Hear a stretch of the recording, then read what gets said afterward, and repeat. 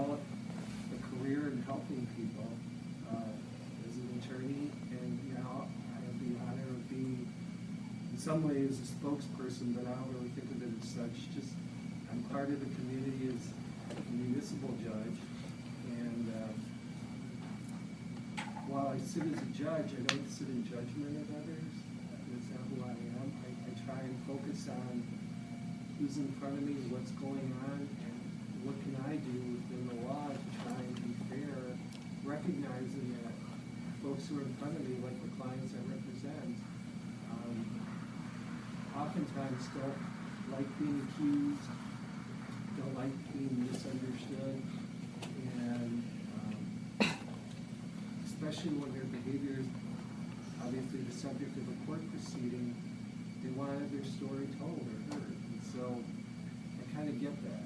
And for me at least, the honor of being here is knowing that all of you and your friends and colleagues who are here today want to have their moment to just not be misunderstood, and to be accepted, and to know that each and every one of you are trying. So I'm here, and I'm here because I've been honored, blessed to be here, and just letting you know that if you believe in yourself, you can truly accomplish whatever you set your mind to.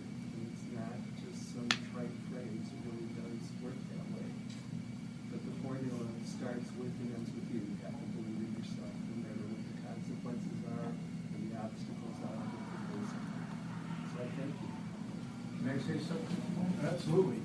You know, a very big method of treatment now in our culture is called cognitive therapy.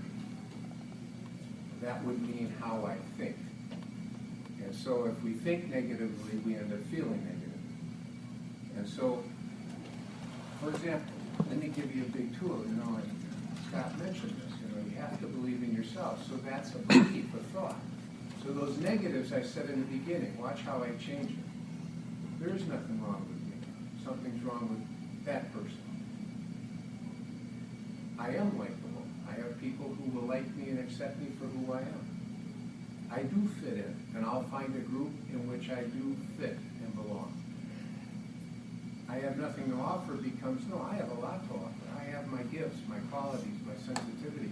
I maybe even have some of my pain, which I can help others with because I've gone through it. That's a terrific gift. I can't trust people. Become sure there are a lot of people you can trust. Look at the group that's in this hotel. And you find that support in your lives elsewhere. I can feel safe. So when we have to at times act and think differently than we're used to, it's a bad habit to get into negative thinking. And there's reasons negative thinking happens to any of us who have gone through bullying. But we can change that. If you grow up thinking 2 and 2 is 6, it's wrong. You can someday learn 2 and 2 is 4. So we can change how we think and what we believe. And that's the beauty of what you shared as far as I don't have to live with what makes me feel I'm not okay. We can do that. So just wanted to connect on it. Thank you. Thank you, Dr. Minsky. And Scott, thank you so much for sharing your story.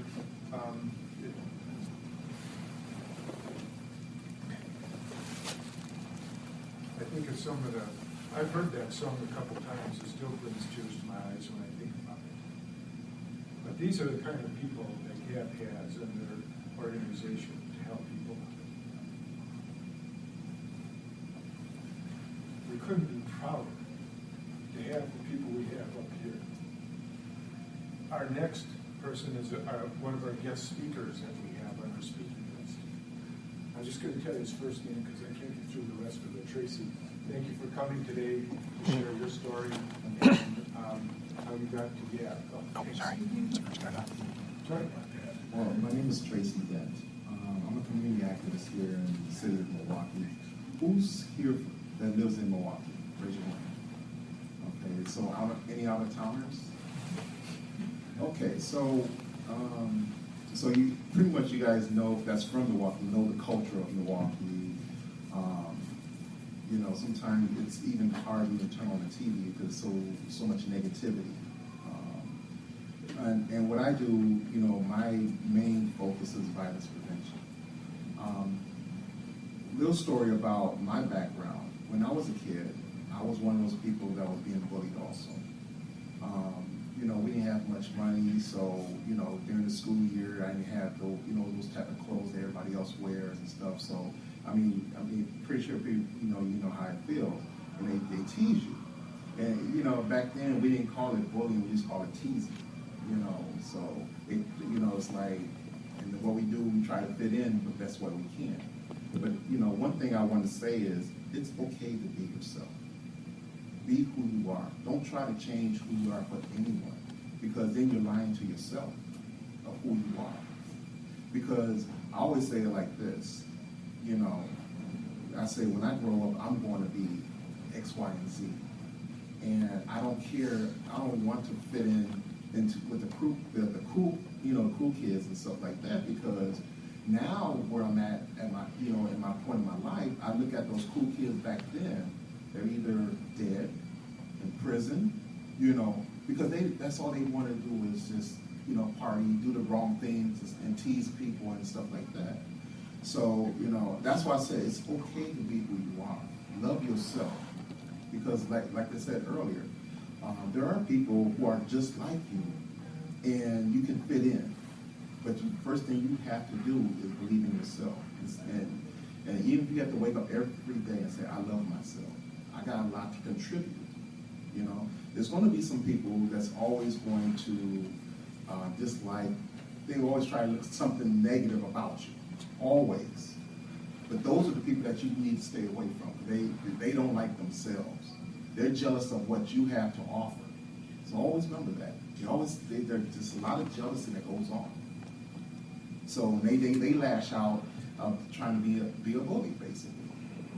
But, you know, you just see, you know, you stay focused on the direction of your life, where you want to go. And be who you are. Be free who you are. That's the best message I can give you, is be who you are. Now, one of the things I wanted to tell you, how all this, how I can be a part of GAP, is that I have, you know, last year, my daughter, she's sitting right over here, she was being bullied at school. So me and my wife, we're very active in, you know, our daughter's life. So we want to find out what's going on, why she's being bullied. And, you know, it came to a point where our daughter was so scared that she didn't even want us to go into the school and talk to the teachers and you know, find out what's going on. So, but we did anyway. And basically it's just, you know, like I said, it's those kids that you shouldn't be a part of in the first place, is doing the bullying, because they don't love themselves. Or they might have something going on in their lives, and they feel like they, you know, if I be this way, everybody will like me. You know, the wrong type of crowd. So basically what I did is, like, after we handled that situation, it's like, well, teachers said, well, we're being bullied too, you know, because, you know, as teachers, their hands are tied to what they can and cannot do. And sometimes the parents will come in, and you know how parents are. Parents is going to defend their child regardless if they are doing the bullying. They say, oh, my child can't do no wrong, stuff like that, which is not true. Everybody knows that. But, so what I did is I wrote a resolution, making that here in Milwaukee County is Bullying Awareness Month in October.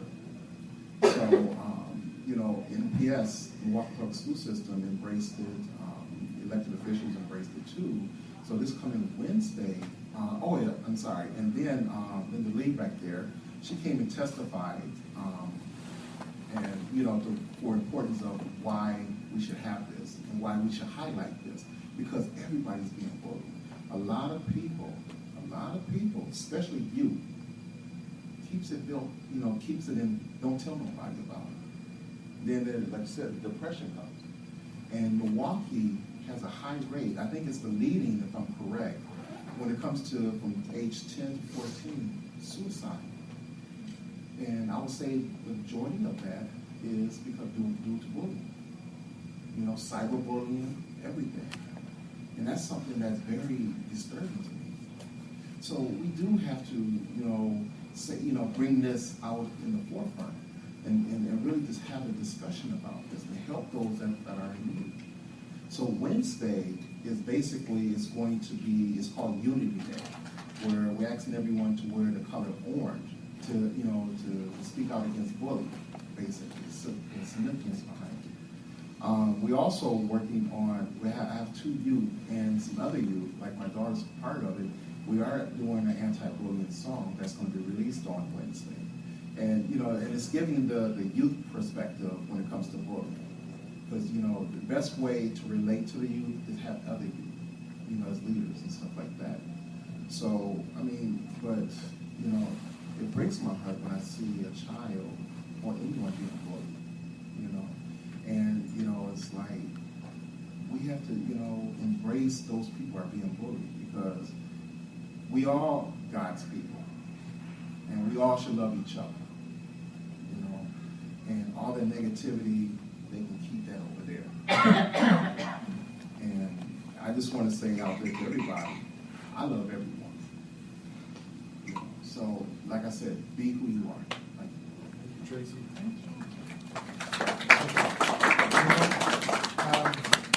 All these messages are coming together, and I want to introduce a young lady here who I met a few years ago when she had the idea of starting that, and I was her devil's advocate. And I spent 2.5 hours trying to talk her out of this insane idea that she had, because I figured educators know how to do this, schools know how to do this, churches know how to do this. Everybody knows how to do this. Why are you reinventing the wheel? Well, she did reinvent the wheel, and we'll talk about that, but I'd like to introduce Linda Lee, our executive director. I'm so happy to be here. I want to just share with you a little history.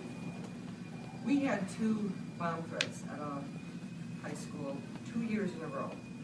And I knew the first one that wrote the bomb threat from 5th grade on. I knew her from 5th grade. She wrote the bomb threat in 10th grade. This was a very vibrant, happy, cheerful, had lots of friends. I watched her grow into this angry, bitter, mean young girl. And her parents were actively involved in her life. And what had happened actually is a group of friends chose to not like her and did some very bad things, said very, very bad things. And she wrote the first bomb threat. She wanted to, without realizing that there would be SWAT teams and dogs and the school would be closed down.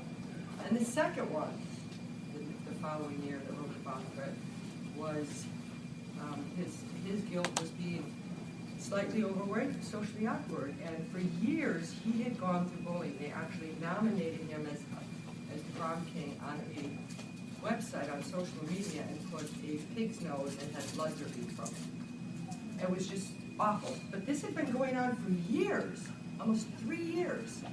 People knew about it. There was not one upstander in this young boy's life. And I had the opportunity to be able to work with Mike, Everett, and Shelby. They talk about it now. It's obviously changed their life. Well, I decided to do some research, and I researched bullying. And you could fill up this whole room with great information. This whole building, probably. I had 2 piles like this. I went through 2 printers. I was going on my 3rd printer. I just couldn't get enough. And I thought, well, wait a minute here. Now I'm looking at this, and at this statistics, and bullycide, which is now a term, suicide, is doubling every year, more and more. I didn't get it. So why is all this stuff out there and suicide is doubling? Well, one of the key statistics that we found was 85% of the time, the bullying stops within the first 10 seconds if the bystander becomes the upstander. So, let me just ask you, what does that mean? Can anybody tell me what they did? Go ahead. Telling the bully to knock it off. There you go. I was going to say, it's kind of like that, I don't know what it was, this technology thing where if there's a whole bunch of people around and then, everybody's like, oh, someone else will do something, and it gets passed off when he stands up. Bystander syndrome. Yeah.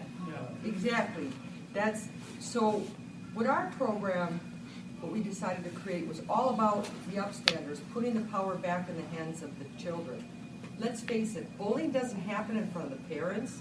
in front of the administrators, in front of the teachers. It happened